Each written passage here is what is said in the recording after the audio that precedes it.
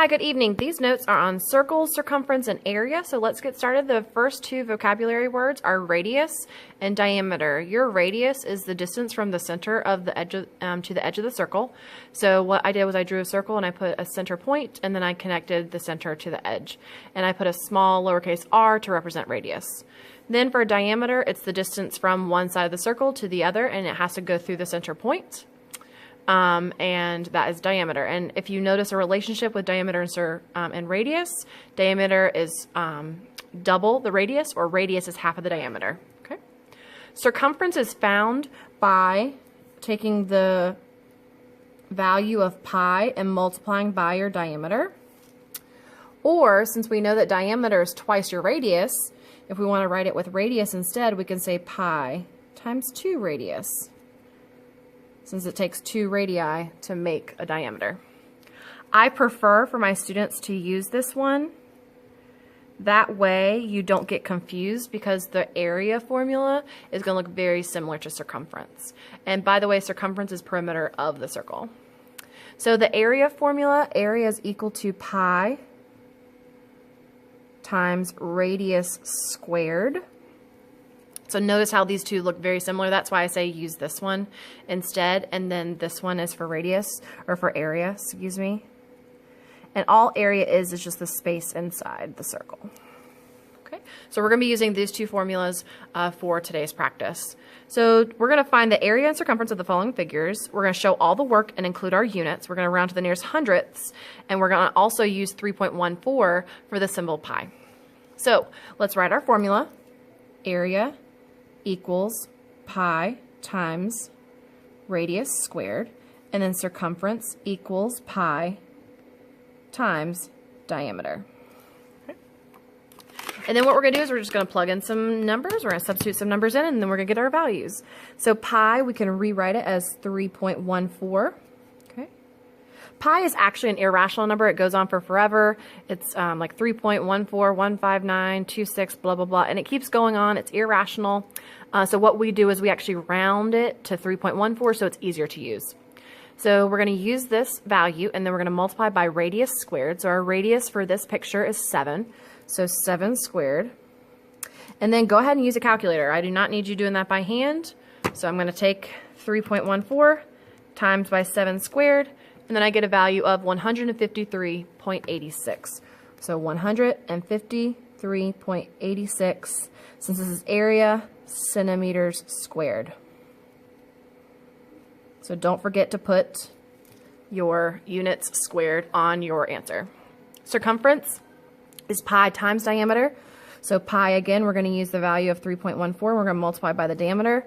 They don't give us diameter, but we do know that we can just double this. So if we do double this, our diameter is 14. So we're going to use 14 for our diameter. So 3.14 times 14.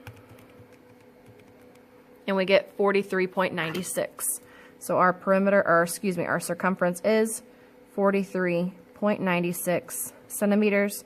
Because this is circumference, which is like perimeter, it's to the first power, so we do not put a squared on our units. All right, next problem, area, pi times radius squared. Pi is 3.14 times radius. They give us diameter, so we know we need to cut this in half. So really, our radius is 8. So we're going to use 8 for our r value. So 8 goes here, and then we square it, and then just use your calculator and type that in. And we get 200.96. So our area is 200.96 centimeters. And since it's area, squared, because area is two-dimensional, so we go to the second power. All right, circumference. We're going to write our formula. C equals pi times diameter. We're going to use the value 3.14 times our diameter is 16. They give this to us straight up. So now we have 3.14 times 16, and we get 50.24. So our circumference equals 50.24 centimeters. Okay, let's do 2 more, and then you will practice on the inside. Again, let's write our formula. And on the inside, we won't have to write our formula over and over again, but I do want us practicing it now since this is a new concept. So pi times 5 squared, 3.14 times 5 squared gives us 78.5. So our area is 78.5 yards squared. Our circumference equals pi times diameter. Our diameter is not given, but we know that we can double this and make that diameter as 10. So we're going to use 10. So 3.14 times 10, which gives us a circumference of 31.4 yards for that answer. All right, last one, and then we're going to maybe do some of the word problems on the inside, and then I'm going to let you finish the rest on your own. So let's write it again. Area equals pi times radius squared. So your pi value is 3.14 times radius. So radius for this, so we have to cut 7.5 in half. So I'm going to take 7.5, divide by 2, and I get 3.75. So my radius is 3.75. So 3.75 squared, and then we're going to type that into the calculator. And then we're going to round to the hundredths place because that's what the rules say at the top. 44.16 meters squared. Because it does say hundredths place up here at the top. All right, circumference. We're going to use again the same formula. So pi times diameter. Pi is 3.14 times my diameter of, well, they already give me diameter, 7.5. And then type that into your calculator. And we get 23.55 meters. And that is your circumference. And just remember a couple things. All your area, your units are squared. All your circumference, your units are not squared. I want you to focus on using these two formulas so you don't confuse these two formulas. Let's look at the inside. We're going to jump over here because I told you in class that I mixed up the left and the right. So let's focus on the left side. So now they want us to find the radius of a circle whose circumference is 37.68. So now we're working backwards, like finding those missing dimensions. So they give us circumference. So if we know circumference is pi times diameter, 37.68 equals pi times diameter. I wanted to get diameter by itself, so I'm going to divide by pi, which is really, we're going to divide by 3.14. So in my calculator, I'm going to do 37.68 divided by 3.14, and I get 12. So 12 equals my diameter, but the question said they wanted radius, so if my diameter is 12, then my radius must be what? It must be 6. And we're going to do 6 centimeters. I'll write it right here. Okay. All right. Find the diameter of a circle whose area is 153.86 yards squared. So again, we're going to use circumference because they tell us that's the circumference. Oh, no. I am so sorry. It does say area. It says area. So let's change that. So pi r squared. So area is 153.86 equals pi times r squared.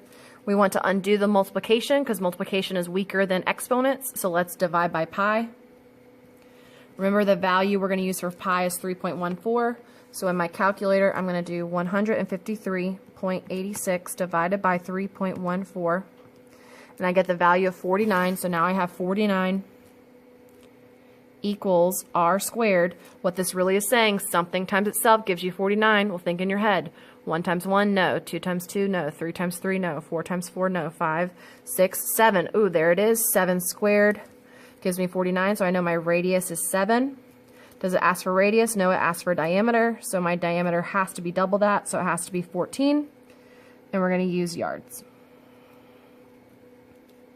All right. Number 7, find the area of a circle whose circumference is, this says 56.52 So we're given circumference. So circumference equals pi times diameter. So let's substitute in 56.52. That equals pi times diameter. Let's divide by pi. Divide both sides by pi.